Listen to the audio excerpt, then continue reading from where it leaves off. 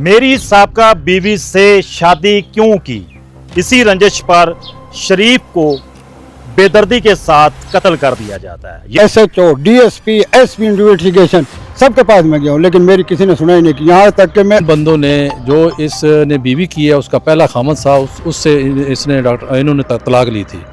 मेरे भाई डॉक्टर शरीफ ने इससे निकाह किया है। मेरे भतीजे बेटे मुख्तलिफ जगह के सरकारी नौकरियाँ करें, पुलिस में, आर्मी में, दिन रात वो आ रहे हैं। ये तो हमारे खानदान के पीछे पड़ा हुआ है। मुझे थ्रेड आया है, ये मेरी आप मदद करें। इसके बाद पुलिस ने कुछ नहीं किया, कोई कार्रवाई नहीं की। 3-4 दिन की दरख्वास्त भी दी है उन्होंने, 3-4 दिन की थ्रेड दी है, लेकिन पुलिस वालों ने हमारे साथ कोई तावन नहीं किया। डॉक्टर साहब के कितने बच्चे हैं? इसके तीन बच्चे हैं जी, एक बेटा है, 2 बेटी हैं। बेटा उम्रे पे गया हुआ है। मेरी साबका बीवी से शादी क्यों की, इसी रंजिश पर शरीफ को बेदर्दी के साथ कत्ल कर दिया जाता है। ये वाकया जी थाना इलाहाबाद की हदूद बगियाना गांव का, जहां पर 1.5 माह कबल डॉक्टर शरीफ नामी शहरी ने एक खतून से निकाह किया। उसके खामद को रांझ था कि मेरी बीवी ने मुझसे अदालत के ज़रिए खुला ली और उसके बाद इस डॉक्टर शरीफ के साथ निकाह कर लिया। डॉक्टर शरीफ को गाहे बगाहे वो धमकियां भी दे रहा था, जिस पर मकतूल ने थाना इलाहाबाद के अंदर एप्लीकेशन गुजारी कि मेरी जान को ख़तरा है, मुझे बार बार थ्रेड किया जा रहा है। लेकिन गुरसा के मुताबिक पुलिस ने इस पर कोई भी कार्रवाई नहीं की, जिसके बाद आज सुबह जब डॉक्टर शरीफ घर से अपने बच्चों को तलवंडी स्कूल छोड़ने आया और वापसी पर गुजर रहा था, तो रास्ते में घात लगाए मुलजमान ने उस पर अंधाधुंध फायरिंग कर दी, जिसकी जद में आकर वो मौका पर ही जाँ बाग हो गया। मुद्दई मुकदमा हमारे साथ मौजूद हैं, इनसे बात करेंगे कि वो सारे जो हक़ाइक़ हैं ये किस तरह बतलाते हैं। जी तो नाज़रीन, मुद्दई मुकदमा अब्दुल हमीद साहब हमारे साथ मौजूद हैं। बताइएगा ये वक़ूआ किस तरह पेश आया है, कब घर से निकले हैं और ये किसके साथ, पहले आपको पता था कि कोई मसला चल रहा है? जी मेरा भाई है छोटा डॉक्टर शरीफ। डॉक्टर शरीफ सुबह दुकान पे आया अपनी तलवंडी में, तलवंडी से जा रहा था अपने घर को कोई अपना सब्ज़ी वगैरह लेने के लिए।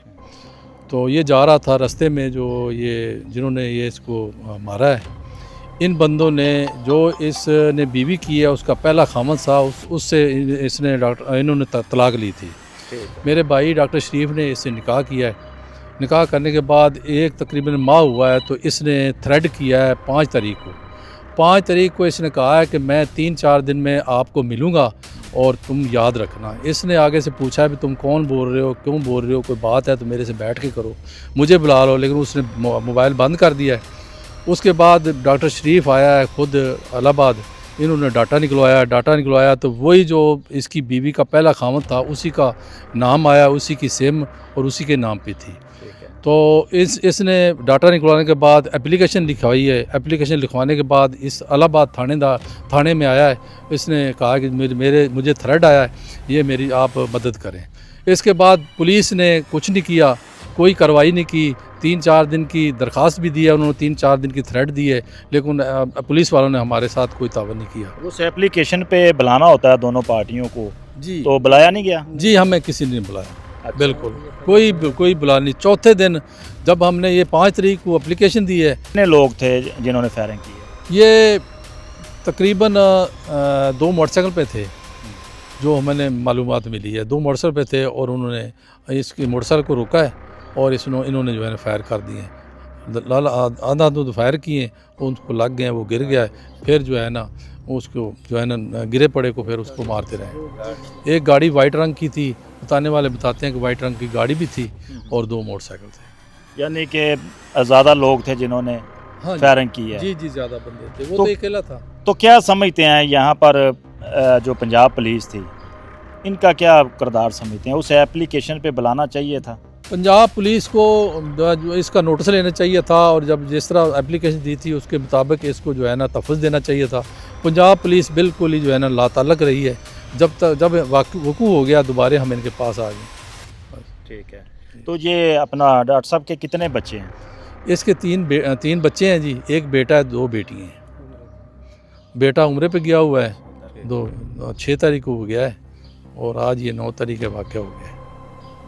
तो अभी क्या अपील करते हैं आप वज़ीर आला पंजाब से, आईजी पंजाब से? हम जी अपील करते हैं कि हम बिल्कुल बेगुनाह हैं, हमने कोई किसी के साथ ना हमारी दुश्मनी थी, हमारे साथ ज़्यादती हुई है। और कातल को स्पेशल जो कातल था उसने जो है ना थ्रेड किया है, उसने वार्निंग दी है, उसको पकड़ा, उसको उसी जगह पे उन्होंने जो है ना कत्ल कर दिया है।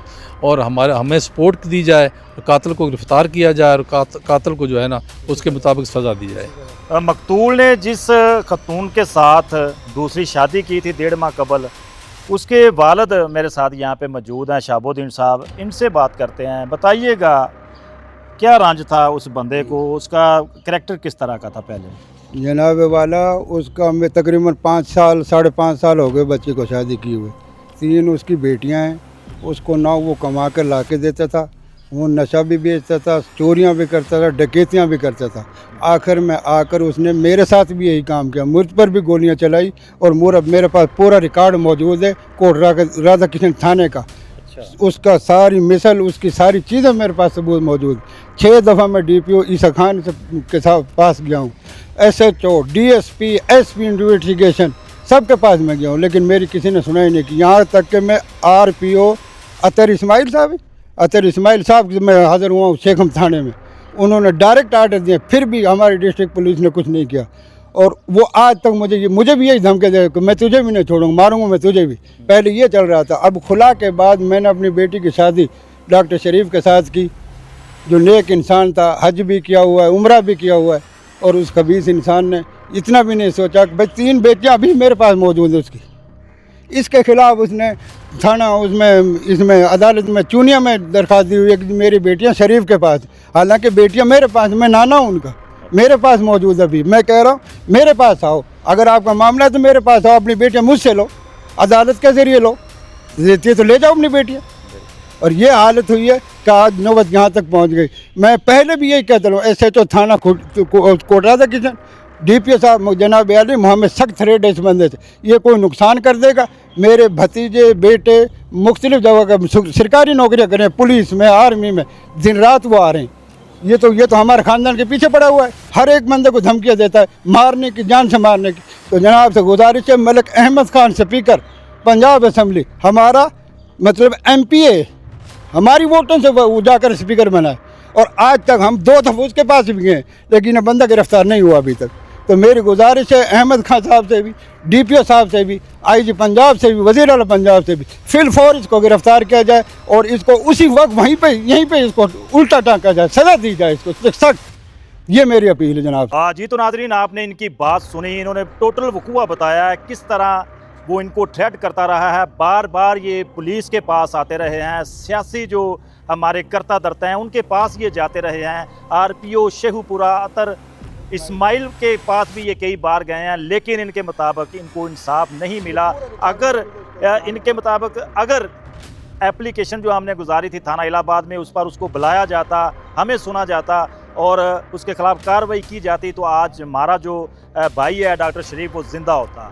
तो ये सूरत हाल है जी। आम जो बंदा है वो पुलिस पर तवक्कुआत रखता है, इनसे इंसाफ की उम्मीद रखता है, लेकिन यहाँ पर होता क्या है कि एक एप्लीकेशन बंदा देता है कि हमें इस बंदे से खतरा है, लेकिन पुलिस क्या करती है कि उस एप्लीकेशन का खुद ही जवाब बना के 1-2 दिन बाद उसको दफ्तर दाखिल कर दी जाती है और बाद में इस तरह का जो नुकसान है वो सामने आता है। ये आज का दिलखुराश वाक़या है जी। 3 बेटियां थी उसकी, एक बेटा अभी भी उम्रे पे गया हुआ है, पीछे से उसके बाप को नाहक कत्ल कर दिया गया है। अगली स्टोरी के साथ फिर होती है मुलाकात। अल्लाह निगहबान।